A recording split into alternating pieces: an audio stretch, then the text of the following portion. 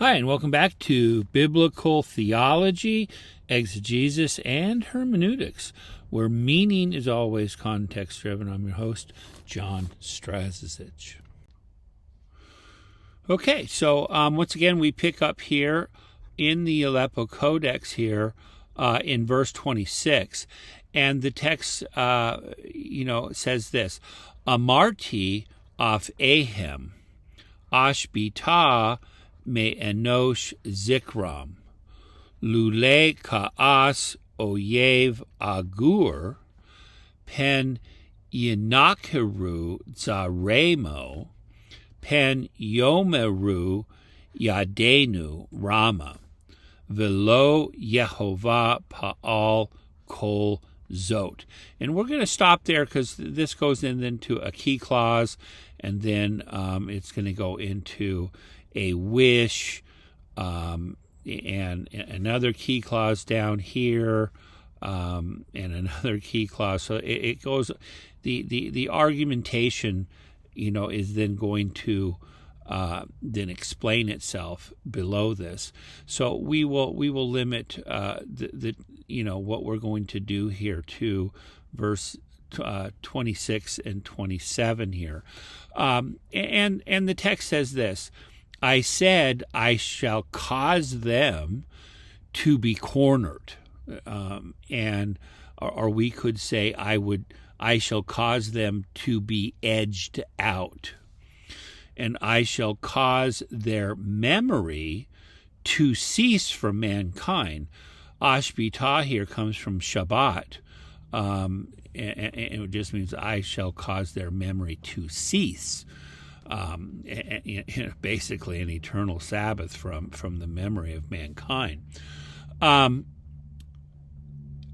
If I did not fear agur here, if I did not fear the vexation of the enemy, lest they misconstrue. This is the PL Yinakeru Zaremo, lest their enemies misconstrue, lest they say our hand is high, and Yehovah has not done any of this. So this is why God is going to then delimit the punishment of Israel, because when God allowed the foreign nations to punish his people, he did not want them to think that that it was them who was punishing God's own people, and that Yahweh had nothing whatsoever to do with it. Because the only person who's going to judge Yahweh's people ultimately is God himself. He does use nations to do that, but he prescribes, delimits, curbs, restricts, restrains the limitation of their power against Israel. So. But in Yahweh's mind, just remember, he said, I shall cause them to be cornered, and I shall cause their memory to cease from mankind. I mean, so this is, Yahweh, he was pretty pissed off. He was going to genocide them. He was going to wipe them off the face of the earth.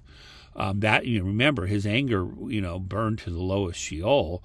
And he was going to spend his arrows on them, and use the teeth of beasts and the venom of those things that crawl in the dust. So, we saw all this previously.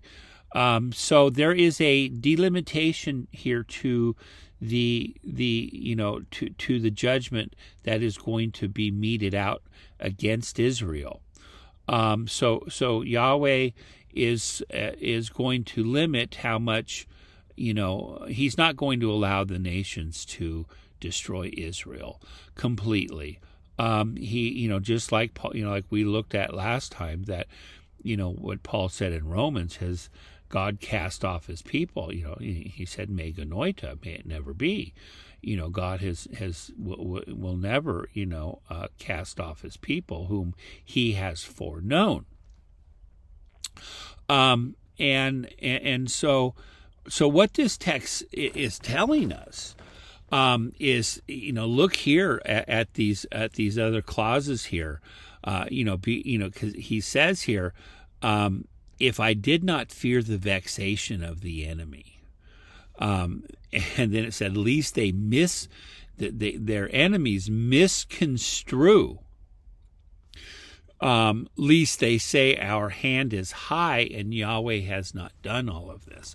So they would have totally misunderstood and misconstrued Yahweh's part in allowing them to punish his people for their sinfulness.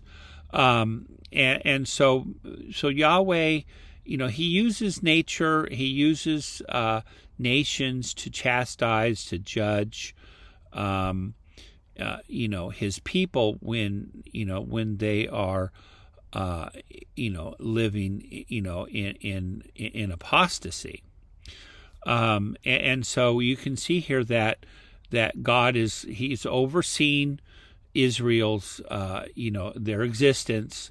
And this song is projecting that Israel is going to apostatize from Yahweh, and that's what this text presupposes this. Since we looked at here at verse 19, last time here, and so when Yahweh said he was going to cause his face to be hidden from them, because of all of the evils that they were doing. And so then he uses natural judgments of various types, but he is not going to allow the humankind to be the one who brings Israel to an end, lest they have the wrong conclusions. Okay, now coming then to this slide where we have a little cleaned up what the Aleppo Codex has done here to the distichs. So here they're put in their proper order here in 26 and 27 here. Now, when we come here to 28, and we come all the way down here to verse 33, we are going to have an interpolation here by Moses. And you really begin to start seeing the third person perspective when you get down here to the end of verse 30 and into 31. And 32, and so when you look back from there, you're going to then see that where the key clause, the explanatory key clauses came from. So you're going to probably postulate here that Moses' interpolation into the Yahweh Reda here has he's interposed here in 28 to 33, and it's just a careful reading, because when you come down here with imlo ki to ram mikaram, unless their rock had sold them, and then here you have and Yahweh has caused them to be shut up or delivered up. So you could clearly see here the third person perspective, and then here for their rock is not like our rock. So this is how you know that we have an interpolation here, and that's fine. It's just we're just reading the text. You just have to be able to understand the mechanics of prophetic writing, when Yahweh speaks, and then when the prophet sneaks in there and gives his own 2 cents. Now, this is just all the way that, I would just sense that, God wanted the song to be sung, and so Moses had his part in this, and so we're just, it's just being honest with the reading of the text. So if we come up here to verse 28, for they are a nation devoid of counsels, and there is no understanding in them. And then we have this statement: "Oh, that they were wise, that they had understood this, that they discerned their latter end, how one would pursue 1,000 LF, and 2 Shnaim would cause 10,000 Yanisu to be caused to flee." And then we have, unless their rock had sold them and Yahweh had delivered them up. For their rock is not like our rock. And this is the very difficult phrase here. The oi venu pelilim. So this is, and our enemies are the judges. I think that is probably the best way we can put it. Our enemies are the judges, and that is because at this point in time they are in captivity, right? I mean, they were sold, they were delivered up, and who are they delivered up to? Their enemy, and so their enemy has become their judges. So this presupposes that their captivity from the land, whether you want to think of the Assyrians in 722 or the Babylonians in 586, at all the way down. So this is how we should read this. The first, just to come back here and look at the mechanics, we have this key clause. So this is a basis clause for what was said above here. Okay, that the nation, they were devoid of any counsel. Whatever godly advice they had, they rejected it outright, and they had no understanding in them. And then here was this was a wish by Moses that, I wish that they would have been wise and they would that they would have understood this, and that they would discern their latter end.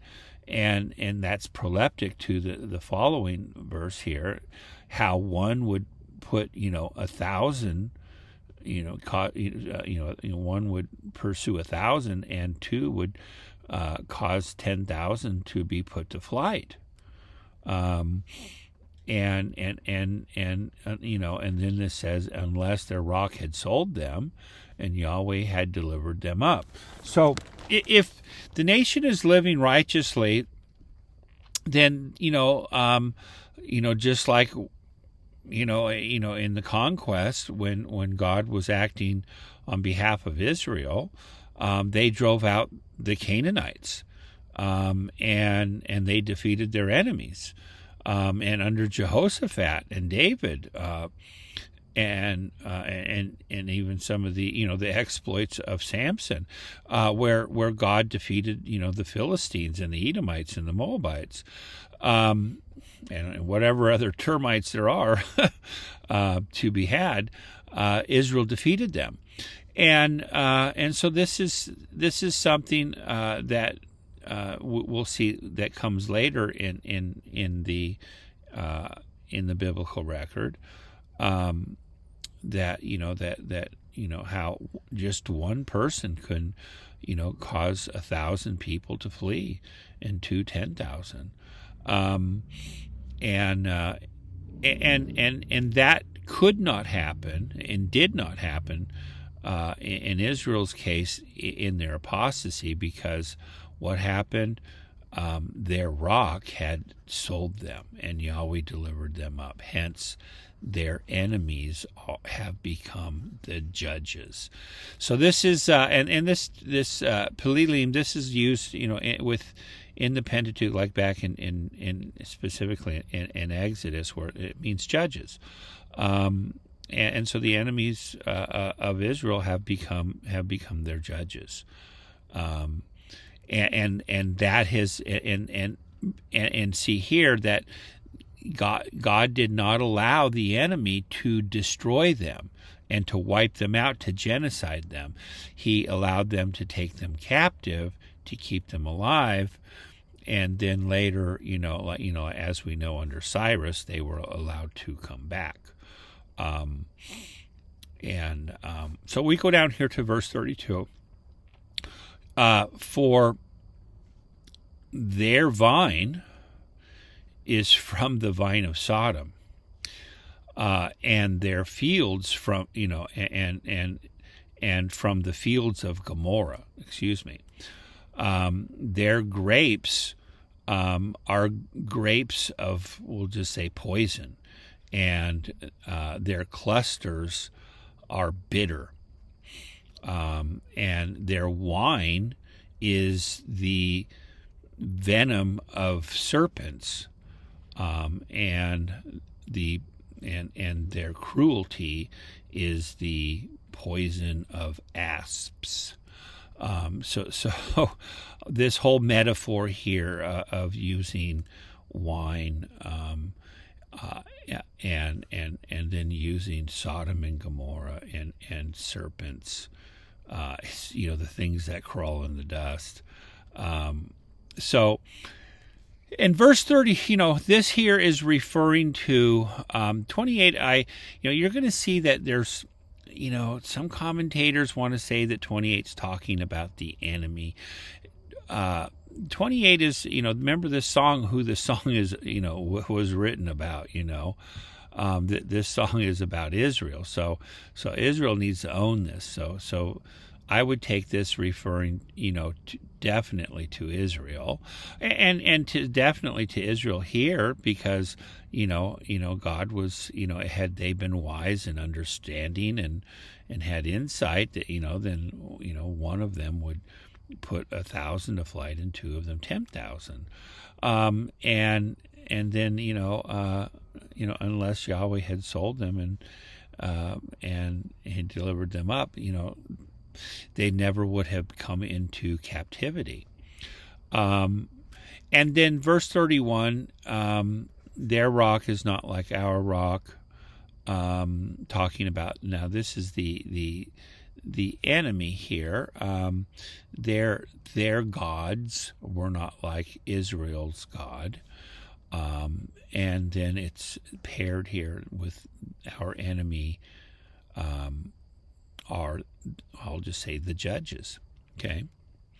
And then we continue down here for and another basis clause. So we have a series of basis clause with this wish here, that's conditioned here by the last two disticks of verse 30, with this unless clause here. And then 32, let's look at 32. For their vine is from the vine of Sodom. So, you could look at this as the enemy, or you can look at this as Israel. And I'm just trying to step back and get the big picture of this whole song. This whole song is about Israel's rebellion and their subsequent judgment, and final deliverance. So I'm taking verse 32 to refer to Israel. You'll see that commentators will vary in how they interpret 32 and 33, and that's entirely permissible, because the text is I would say kind of gray here. You could go both ways. So this is something where I am, I'll have an opinion, but I'm not going to speak with, certainty, because there may not just be enough in the text. It's just your sense of reading in some of these texts within the Bible, and you'll see that commentators will, they won't explain this to you. They're just going to take their own take and say this is what it says. But to be honest here, there's some ambiguity here in verse 32 and 33. But if we do read Israel into it, because Israel has been compared to Sodom and Gomorrah, okay, and definitely the vine has been, look at Isaiah chapter 5. This is all taken up later, in Israel's history, and we have down here again the venom of serpents, and this poison of asps. We've already seen how God was going to use that back in 25. That God would judge his people with, the things that crawl in the dust. So I would take this referring to Israel. That would be my explanation of it. And then just looking, you got to kind of like stand back and ask yourself, well, who is God generally speaking to, and who's this song for, and so I'm looking here that we should be reading Israel. Okay, this has been another session of biblical theology, exegesis, and hermeneutics, where meaning is always context driven. Please like, share, and subscribe.